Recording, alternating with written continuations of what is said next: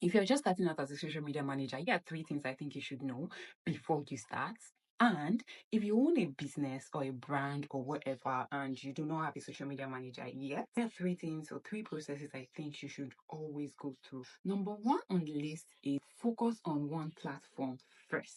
Honestly, I think that we all miss this part. I want to be everywhere. I want to be on Instagram. I want to be on TikTok. I want to be on LinkedIn. I want to be on Pinterest. I want to also be on YouTube, Twitter. Guys, you really can't. Honestly, you can't. Especially if you're a brand. If you're just a consumer, you can dabble around watching WhatsApp statuses, going to Instagram and watching reels, watching TikTok, going to Twitter and viewing threads and all of that.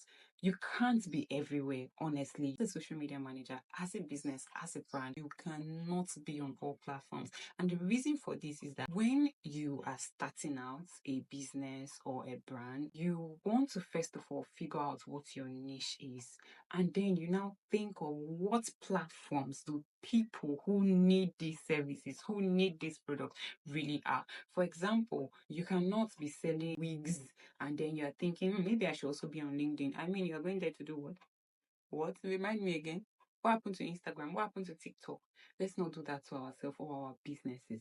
It is very, very fine to stay on one. But if you feel like one is too small, which definitely is, because if you blow up on one platform, quite all right. There are some marketing essentials that you might need that might not be in that particular platform. For example, if you're going on TikTok and you are blowing up on TikTok, you're becoming big and you want to market to a wider audience, there's really nothing much you can do with the TikTok ads. So I advise you go for maybe two or three platforms. So you can have TikTok, you can have Instagram, and you can have Facebook. So these three platforms, I mentioned them together because they are very similar with the algorithm, with the kind of content, with their marketing and everything. They are kind of similar, and with the audience as well. There's like similar audience between platforms. So it's okay to say I want to target between the age of 18 to 35 who love fashion, who love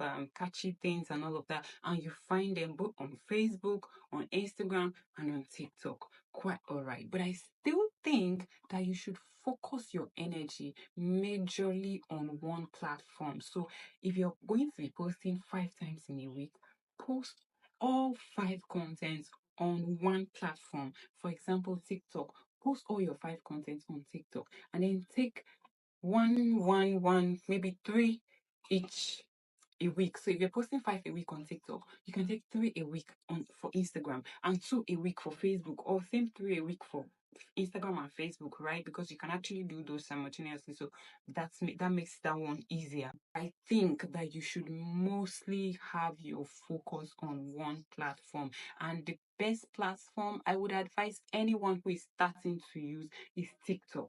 Yes, TikTok is like an amazing app for beginners. It is so amazing that you can blow up by literally just posting random things. It doesn't even have to do with your business. It could just be something very random and trendy, and you're just mentioning your business. And the next thing in the comment section, you're hearing people asking you, "Oh, how do you sell this? Oh, how can I get this?" So you get like that's what TikTok is. So I believe that if you are just starting out, TikTok is a very, very good platform to actually start for your business, for your brand, or as a social media manager. This is a strategy you should try to implement for your clients, advise your clients to take. This is a route you would advise your clients to take, and also a route you would also want to take for your own personal branding. So I hope this helps somebody out there. Let's dive into number two. For number two, learn to batch create content. In fact, this is a content strategy I'm giving you here, a whole ass content strategy, because who tells you all of this for free? Learn to batch create your content. It is one thing to like have energy to create content, be a creator who love what you're doing. But there are going to be those days. I mean, as females, we have that time of the month where we are not in the mood. You all know what I'm talking about. Yeah, we have that time where we're not in the mood. If you cannot create at that time, you should already have content that you know would go out. Even when you are sleeping, when you are on a vacation and you're not around, there should be content that are going to be working for you.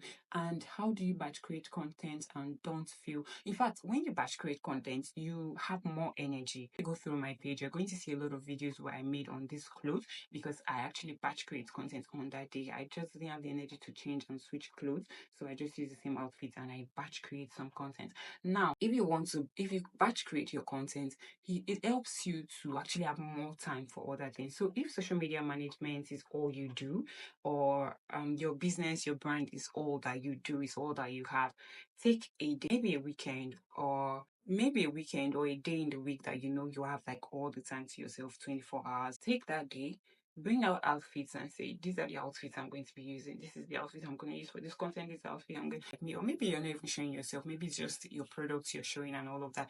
No wahala, fine and good. Take that day out, block out 2 to 3 hours, or if you have to block out 5 hours, if you have that much time, block out 5 hours and start creating content. Set up your light. If you don't have any light, use direct light source, right? I'm using direct light source to film right now. There's no light, but you can see how bright my video is. Yes, that's because I'm using direct lighting. This is the best source of light you can ever have. Even though sometimes the sun can be misbehaving and be going up and down, but you get the point. Utilize your time by focusing that block and creating your content in batches. Create like 10 contents at once, 20 contents, however much you can do, just create. So number 3, we have engaging with your audience.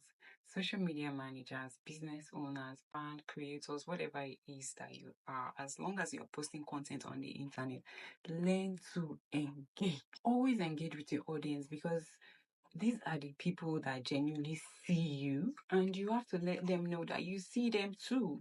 And I feel like I don't like it when I go to some creators page and you're not even that big, you're not even up to 10K. Even if you're up to 10K, like, what exactly are you doing? If content creation is your full-time job, if your business is your full-time job, why are you not replying to the people in the comments? It doesn't matter what they are saying. Are they saying hello? Are they saying hi? Are they saying thank you? Are they saying welcome? Whatever it is that they are saying is relevant to you and your business. Try as much as possible to engage. I discourage engaging with DMs when they are not relevant, but you see that thing called comment section. That's where people know that you are a real human.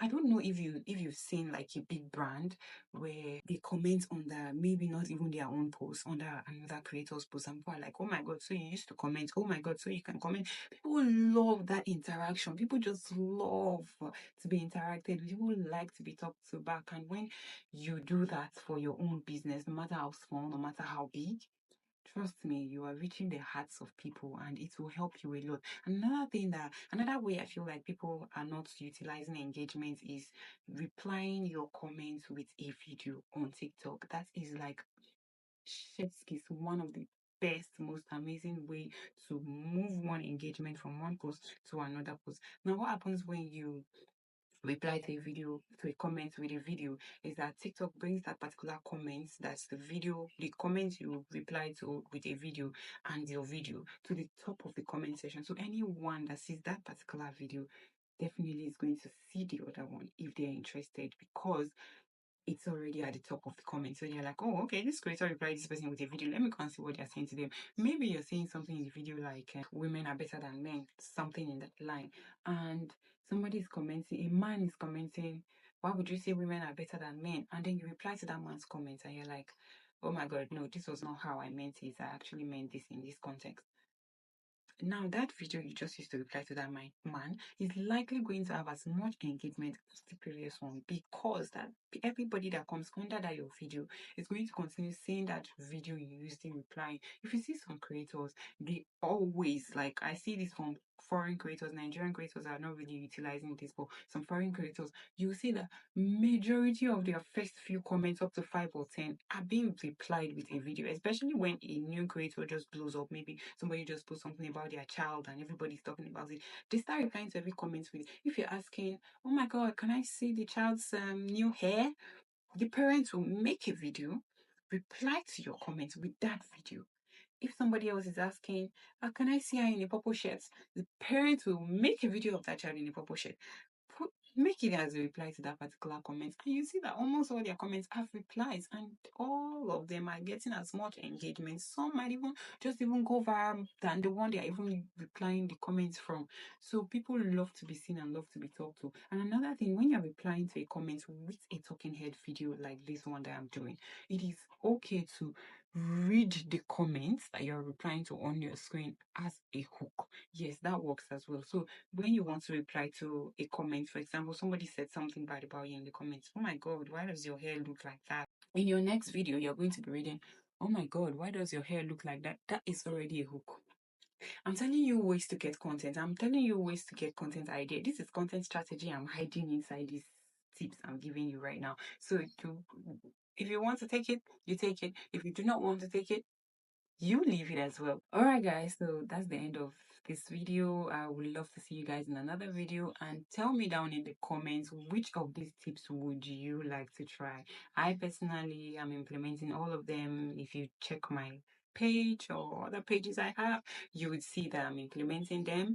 But let me know which one you're implementing in your business as a social media manager, as a business owner, as a brand, whatever it is you're currently doing on social media. Let me know which of these you're implementing in your content. I love you guys, and I'll see you guys in the next one. Mwah.